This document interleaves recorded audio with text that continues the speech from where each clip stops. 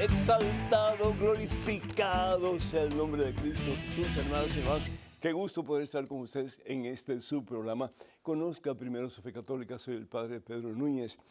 Y en estos días estamos celebrando una gran fiesta, el nacimiento de la iglesia, fundada por Jesús sobre Pedro y los demás apóstoles. La iglesia que es una santa, católica y apostólica. Damos gracias a Dios porque es a través de la iglesia que hemos conocido a Jesucristo. Damos gracias a Dios porque es a través de la iglesia que recibimos la fuerza, el poder de lo alto, presencia del Espíritu Santo a través de cada uno de los sacramentos que recibimos en la iglesia. Y es a través de la iglesia que un día vamos a ser como esa novia que se presenta delante del novio en la gloria de Dios y vamos a estar unidos a Jesucristo, el Cordero, para toda la eternidad. Qué maravilla el poder meditar un poquito sobre esto y vamos a tratar de hacerlo ya que estamos en estos días de plácemes, de manteles largos, celebrando el gran día de Pentecostés que ocurrió hace más de 2000 años, cuando los apóstoles están reunidos en lo que supuestamente fue el aposento alto, y que hoy día también cuando nos reunimos, como dice el Señor, dos o más en su nombre, pues Él va a estar presente. Vamos a comenzar con una oración en nombre del Padre, del Hijo, del Espíritu Santo. Amén. Padre bueno, Padre amantísimo, Padre misericordioso, envío, Dios, sobre tu pueblo, sobre tus hijos, la fuerza, el poder, la autoridad de tu Espíritu Santo, que es amor. Amor puro, Señor. Y este mundo será mejor, sin lugar a dudas. Que el Espíritu Santo no solamente nos llene, nos traspase, nos sature, pero que tú, Señor Espíritu Santo, nos muevas de tal manera que podamos vivir más y más a imagen y semejanza de ese por quien hemos sido creados, que es Jesús el Señor, la palabra a través de la cual Dios Padre crea todo lo que existe, incluso nuestras propias vidas. Renuévanos, Señor, libéranos, Señor Espíritu Santo, de todo aquello que nos aparta de Jesús, fuente de vida y salvación eterna.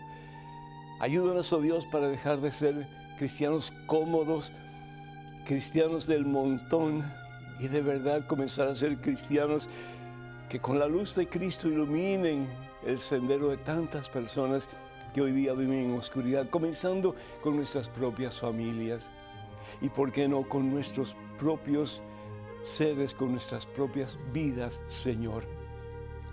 Señor, llénanos de ti, Espíritu Santo. Renueva nuestro corazón, a veces duro, a veces almidonado, Señor, a veces sin deseos de vivir nuestro cristianismo en toda su plenitud. Ayúdanos, oh Dios, para que salgamos de esta inercia espiritual. Ayuda a tu iglesia para que salga de esa inercia espiritual que muchas veces nos afecta a todos, Señor. Y que podamos de la mano, de tu mano, Señor Espíritu Santo, conquistar al mundo para Cristo, como hicieron los primeros discípulos, que llenos de ti, Señor, pudieron salvar almas en cantidades inimaginables, Señor Espíritu Santo. Toca el corazón de este hijo tuyo, toca el corazón de esta hija tuya, Señor. Llénanos, Espíritu Santo, de tu poder, que es amor, de tu fuerza, que es amor, de tu verdad, que es amor. Y en ti, Señor Espíritu Santo, haremos de este mundo un mundo donde Cristo sea proclamado Rey y Señor. Y al nombre de Jesús un día toda rodilla se doble y toda lengua proclame que Jesús es el Señor, para gloria de Dios Trino, Dios Uno, para gloria tuya, Espíritu Santo. A ti la gloria, Padre Santo, en Cristo Jesús, y la fuerza y el poder del Espíritu Santo, por los siglos de los siglos. Amén, Señor. Bendito seas, mi Dios. Amén. Qué día tan hermoso, hermanas y hermanos. Qué día tan maravilloso. Día en que celebramos la venida, la unción, el poder del Espíritu Santo sobre la iglesia y sobre cada uno de nosotros. Espíritu Santo que hemos recibido en cada sacramento, comenzando con el bautismo. Bendito sea mi Dios. Damos gracias a Dios por todos ustedes que nos escriben, que nos llaman pidiendo que nos unamos a ustedes en oración por sus necesidades. Con todo gusto estamos aquí para servirles. Oramos por Marta de Virginia, que pide por su nieto Gabriel, y también por la familia Castillo Galván. Que Dios les bendiga a todos y bendiga a tu nietecito y lo guíe en el camino de la victoria, que es Jesús el Señor. Joaquín de Puerto Rico pide por la salud de Víctor Manuel Rosario García, que Dios le bendiga en abundancia y que esté completamente saludable. Pedimos por Elizabeth de República Dominicana, que pide por Ángela, Rafaela, Gabriela, Adriana, Jacqueline, Ángelo y Máximo y familia. Que el Señor los bendiga a todos en súper abundancia, particularmente en estos días especiales en que celebramos la fiesta de Pentecostés. Minerva de Texas pide por su familia y por Wii, que Dios les bendiga a todos. También por Alicia de Dakota del Sur, pide oración por la unión de su familia. Y es con la presencia del Espíritu Santo que eso se logra, Alicia, y que tú seas la primera en buscar esa unión con toda tu familia, impulsada por el mismo amor de Dios. Bendito sea el Señor. También pues pedimos por todos aquellos que piden oración en nuestra página de Facebook, que el Señor bendiga a todos y cada uno de ustedes en superabundancia. También por Luz de México, que pide oración por la familia Chía Ríos, y también por Gertrudis de Massachusetts, que pide oración que se haga justicia con un joven, y por Mireia Lidiano, que el Señor los bendiga a todos. Y bueno, pues a todos ustedes que nos escriben a través de Facebook, un abrazo bien efusivo y muchas bendiciones para todos ustedes. Recordamos que los únicos medios oficiales en la red de comunicaciones sociales son las siguientes de este servidor, el Padre Pedro. Facebook es facebook.com/Pedro Núñez, facebook.com/Pedro Núñez. Ahora, pues también estamos en Twitter, en Instagram y en YouTube, y pueden enlazar con nosotros a través de @Padre Pedro Núñez, @Padre Pedro Núñez. Y por favor, tengan en cuenta con perfiles falsos que piden apoyo económico en mi nombre. Eso jamás lo haríamos a través de estos medios sociales. Pues un día Jesús había dicho, Evangelio según San Mateo, capítulo 28, versículos 19 y 20, cuando reunió a todos sus discípulos, a los 11 que quedaban porque ya Judas no estaba. Y le dice, toda autoridad se me ha dado en el cielo y en la tierra, toda autoridad. Jesús es quien tiene la autoridad y Jesús va a dar esa autoridad, va a otorgar esa autoridad. Va a transferir esa autoridad que es de Él y será siempre de Él.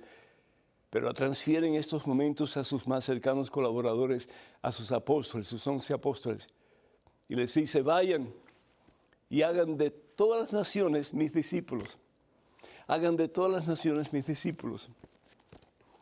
Y continúa el Señor diciendo, bauticen en el nombre del Padre y del Hijo y del Espíritu Santo. Y enséñenles a cumplir todo lo que yo les he encomendado. Enséñenles a cumplir todo lo que yo les he encomendado. En ese tiempo no había Biblia, hermano. La Biblia era la tradición oral, lo que Jesús le había enseñado, que ellos iban a comunicar al resto del mundo. Y les dice, estaré con ustedes siempre hasta la consumación de la historia.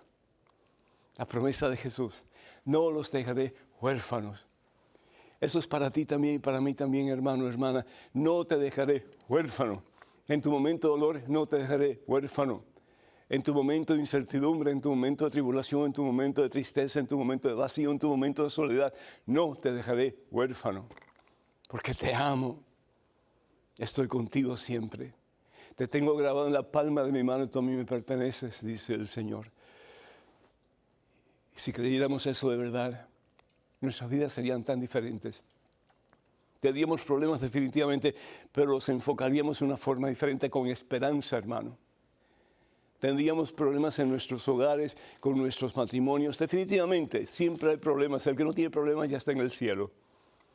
pero nos enfocaríamos de una manera diferente, nos enfocaríamos con esperanza. ¿Por qué? Porque cuando tenemos a Dios en nosotros hay esperanza.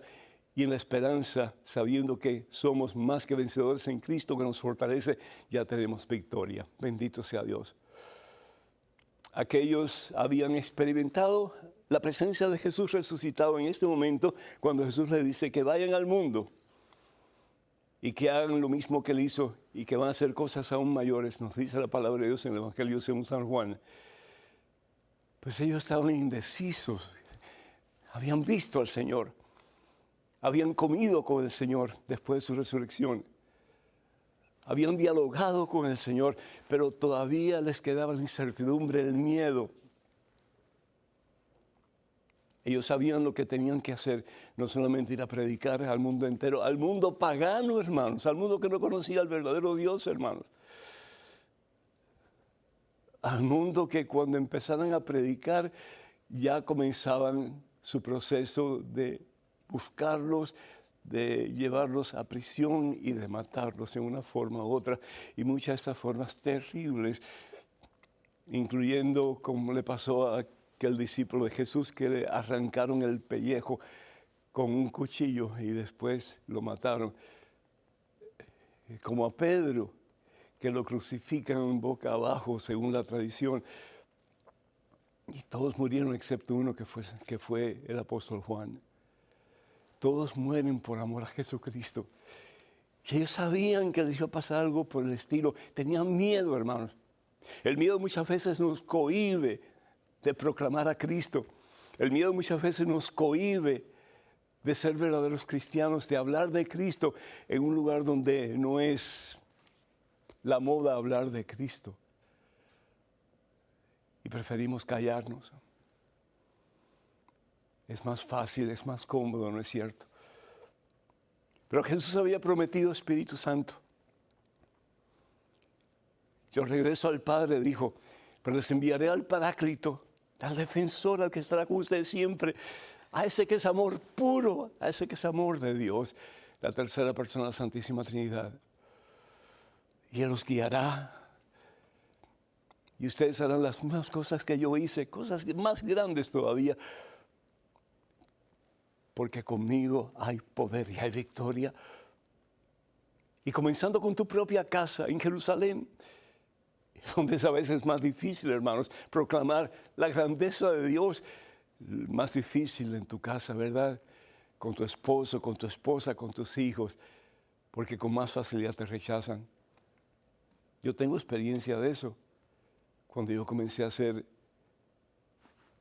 un discípulo de Jesús de verdad, mi familia al principio como que dudaba, me conocía desde antes y sabía lo que yo era. Pero bendito sea Dios, hoy mi familia está cimentada en la roca que es Jesucristo. Y el caso es que en ese aposento alto, unidos aquellos que habían conocido al Señor y que habían estado con el Señor, y entre ellos estaba nuestra Santísima Madre, la Virgen María, de pronto entran en aquella habitación del cielo como lenguas como de fuego, se van posando sobre cada uno de ellos y quedan llenos del amor de Dios, quedan llenos del poder de Dios, quedan llenos del Espíritu Santo. El Espíritu Santo se representa como una paloma porque Dios puede ver un objeto y lo ve solamente a ese objeto y lo ama con toda la fuerza de su ser infinitamente.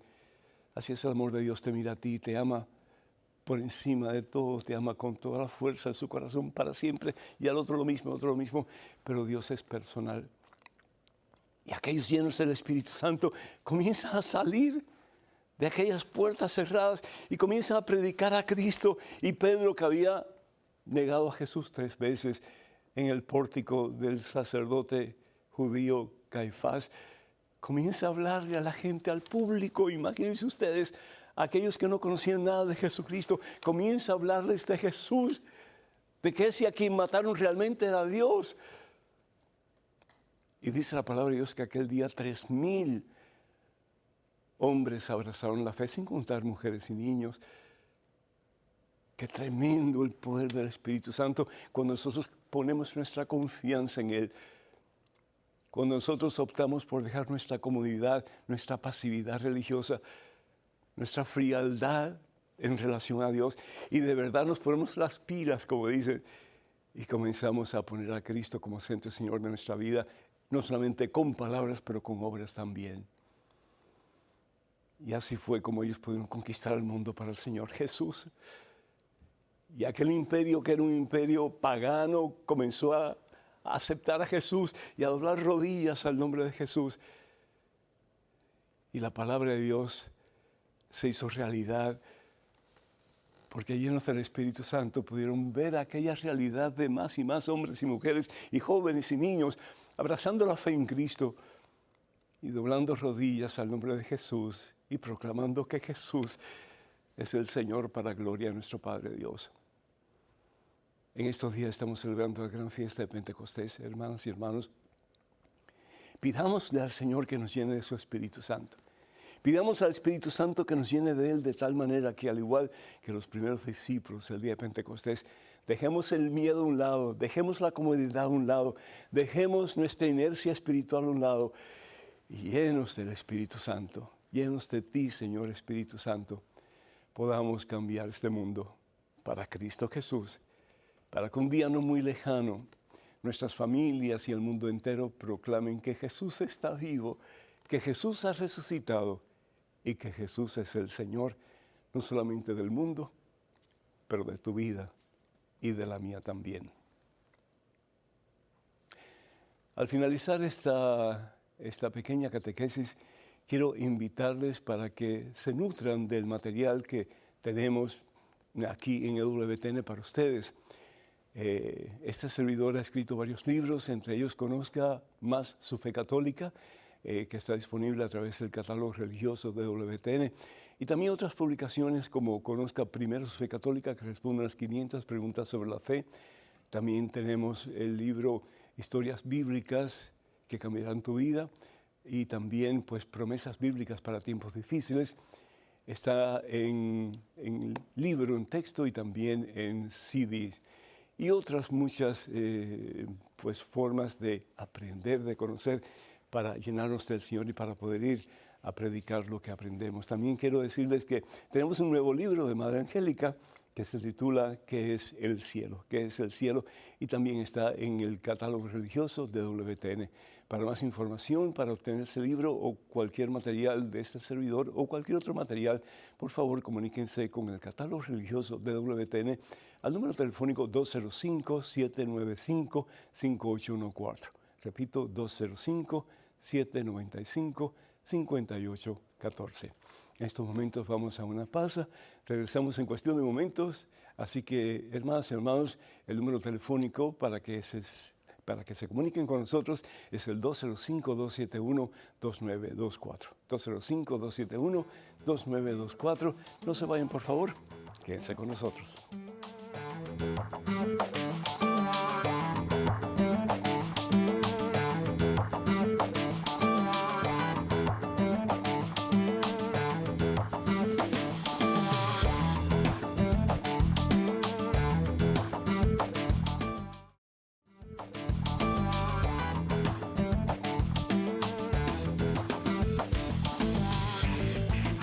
Creo en la iglesia que es una, santa, católica y apostólica. Jesús establece solamente una iglesia, la establece sobre Pedro y los demás apóstoles, por eso es la apostólica. Católica porque es universal, una porque no hay más. Sobre esta piedra edificaré mi iglesia, una sola, y es santa, no porque somos santos nosotros, los componentes de la iglesia, porque está llena del Espíritu Santo de Dios, prometido por Jesús y dado el día de Pentecostés hasta el fin de los tiempos. En estos momentos tenemos una pregunta, correo electrónico. Adelante, por favor. Hola, Padre Pedro. Soy una niña de 10 años y quisiera saber por qué los bebés nacen con pecado original. Pregunto esto porque quiero crecer en Jesús y en María. Gracias por todo. Ciara, de Salinas, Puerto Rico.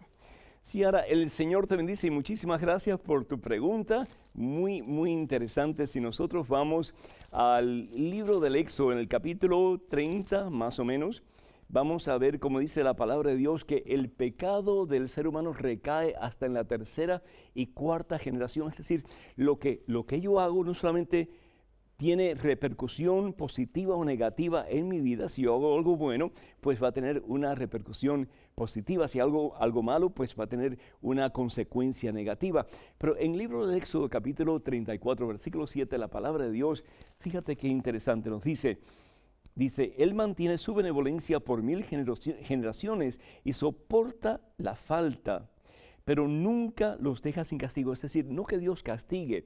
Decía bien el Papa Francisco no hace mucho tiempo atrás, hace unos poquitos días, Dios no castiga, pero Dios es amor, pero sin embargo Dios es justicia. Y si nosotros hacemos algo mal hecho, vamos a sufrir las consecuencias. Si hacemos algo bueno, vamos también a tener una fructífera consecuencia como resultado.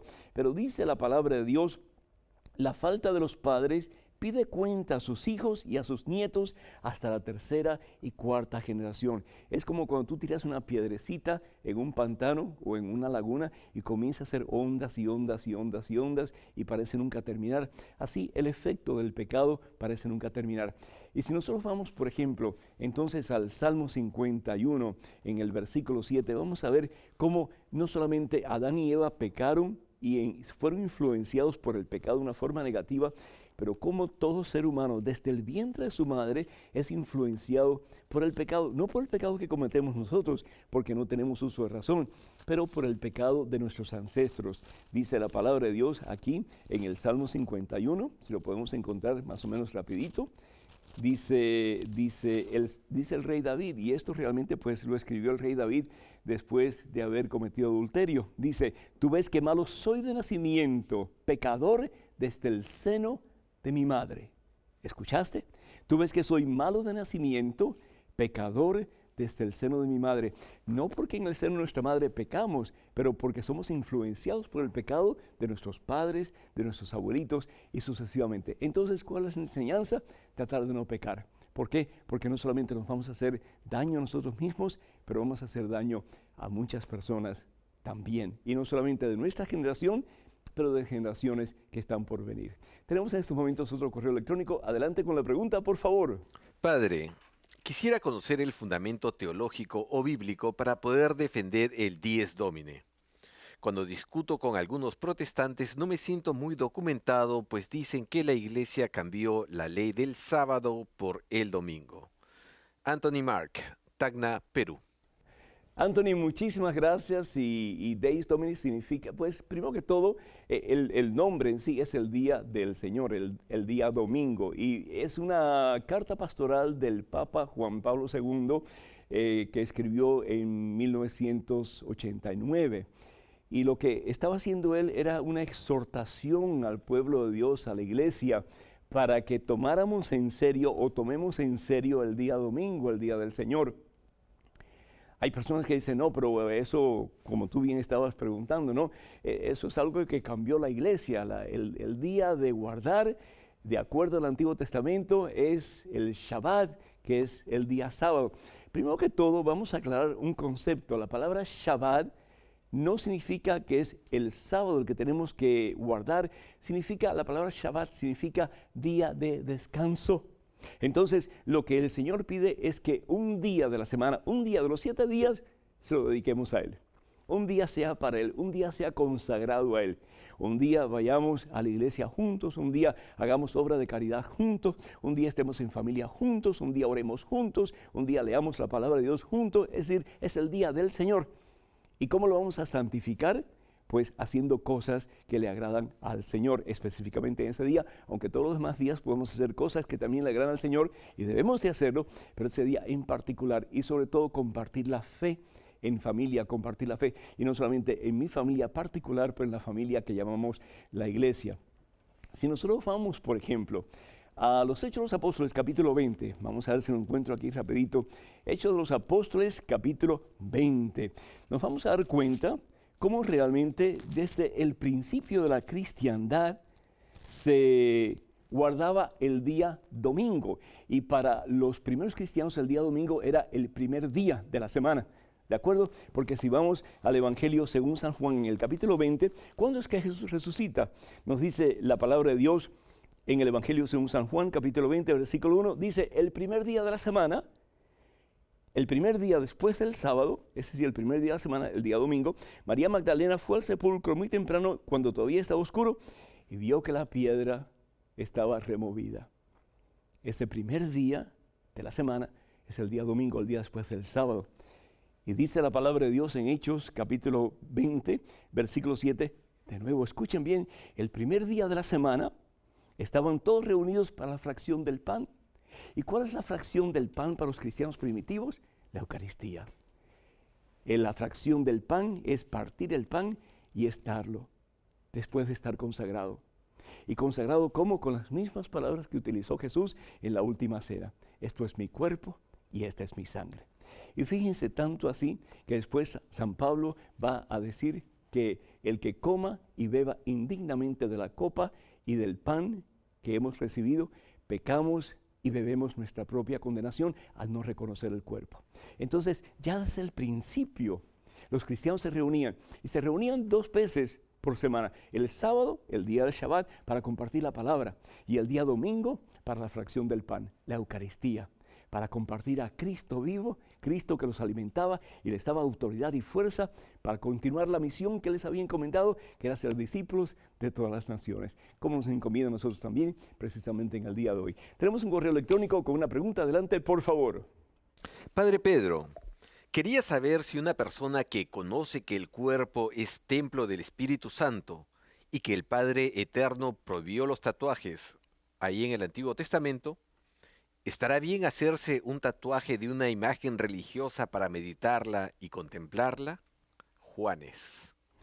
Muchísimas gracias, Juárez. Pues de acuerdo a la palabra de Dios, nosotros no nos podemos hacer ningún tipo de mutilación en el cuerpo, porque como tú bien dices, pues el cuerpo es templo del Espíritu Santo. Si vamos a la primera carta de San Pablo a los Corintios, en el capítulo 6, vamos a ver aquí, capítulo 6, dice, versículo 19, ¿no saben ustedes que son templos del Espíritu Santo y que han recibido de Dios esa gracia?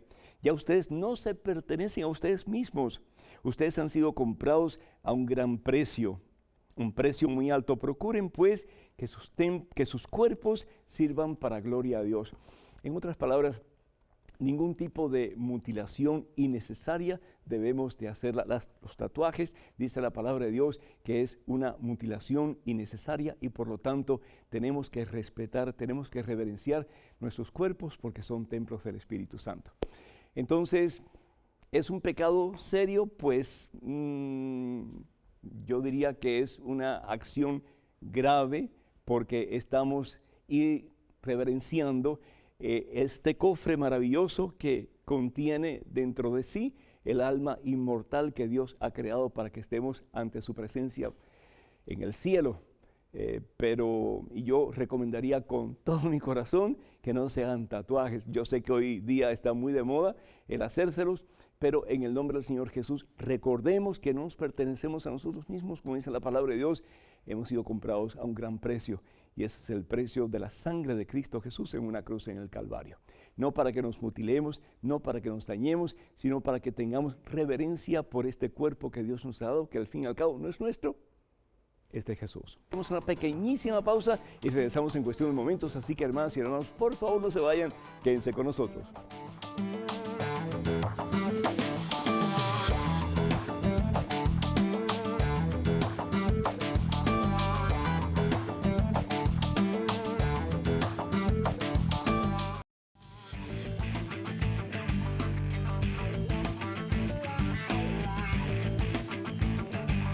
Hermanos y hermanos, me encantaría que se hagan miembros a la página de Facebook de este servidor y regularmente estamos mandando pensamientos, meditaciones, etcétera, que le puedan ayudar en su relación con el Señor Jesús. Vayan a facebook.com/EWTN Español, no es español sino que es español, facebook.com/EWTN Español y suscríbanse por favor a la página de este servidor del Padre Pedro Núñez en Facebook. Y el pasaje bíblico que les quiero dar sobre los tatuajes está tomado de Levítico capítulo 19 versículo 28 y la palabra de Dios dice: no lleven inscripciones o tatuajes en su cuerpo. Y lo dice Dios, casi nada. En estos momentos un correo electrónico, adelante con la pregunta por favor. Padre, no sé cómo actuar con mi esposo. Tenemos 26 años y 2 años de matrimonio. Pertenecemos a un grupo de encuentros conyugales con la finalidad de alimentarnos más de Dios. A mi esposo le gusta ver pornografía cuando tenemos intimidad, pero yo no lo siento con amor. No me gusta cómo me toca. Cuando vamos a la calle voltea mucho a ver a las mujeres. Yo nunca le he dicho nada ni le he acusado ni le he causado problemas. Le he expresado lo que pienso y siento, pero él no quiere cambiar. Ahora quiere que tengamos un hijo, pero hay algo en mí que me dice que aún no es tiempo. Además, todo esto me hace sentir que él me puede engañar mientras comienzo a sentir como coraje, desprecio y tristeza hacia él. ¿Qué hago, Padre? Anónima. Anónima, date a respetar, hermana. Date a respetar. Es decir, porque tu esposo le guste tirarse del puente y matarse, tú no vas a hacer lo mismo, ¿verdad? Entonces, date a respetar por el amor de Dios. Y si tú estás con Él, Dios no se equivoca. Dios sabe muy bien que tú tienes lo que necesitas para sacarlo de esa miseria en que está metido y ayudarle a comenzar una vida nueva. La pornografía es un pecado muy serio, pero muy serio. Es una acción totalmente inmoral contra el cuerpo del ser humano. Primero que todo, nada tiene con el amor de Dios. No es un amor que se da responsablemente al otro para hacerlo feliz. Es ver que yo puedo sacar de un pedazo de carne para satisfacerme yo y después ya cuando estoy satisfecho tirarlo y a ver qué hago con ese pedazo de carne, si me quedo con él o me busco otro. Y eso es precisamente lo que tu esposo está haciendo. No solamente se satisface contigo, él necesita seguir satisfaciéndose con otras cosas y con otras mujeres. Y yo he visto, por ejemplo, de personas que llegan a tal punto de adicción a la pornografía, que no solamente con mujeres, con hombres, con bestias, con cualquier cosa, porque es insaciable. Lo que estamos hablando hace algún tiempo acerca de las bellotas que el hijo pródigo le tiraba a los cerdos. La bellota, dijimos, que la reciben los cerdos, pero no los satisfacen, necesitan más. Y mientras más tienen, más engordan y más tienen que comer para poder sentir un poquito de satisfacción, pero no los satisface del todo. Y así es el pecado, hermana. Y lo que tú estás haciendo con el perdón tuyo es contribuyendo a que tu esposo continúe en este vicio. Entonces, ¿qué es lo que yo te pido en el nombre del Señor Jesús? Primero que todo, tú no tienes por qué estar viendo la suciedad. Y tú estás diciendo que a veces es un poco sucio. Toda pornografía es extremadamente sucia. Va en contra de la dignidad del ser humano y en contra total y completamente de la voluntad de Dios. Siéntate a hablar con tu esposo y dile que tú no estás dispuesta a que él haga esas cosas que él ve en esas películas, esas cosas contigo. Tú dices que él te toca en formas inapropiadas y que no te gusta. Pues no tenemos que entrar en ningún detalle, pero yo imagino que tiene que ser formas bien sucias las cosas que él quiere hacer contigo. Habla con él y dile que tú lo quieres ayudar. La pornografía, hermana, es adictiva y ha causado miles y miles de divorcios en Estados Unidos por lo menos.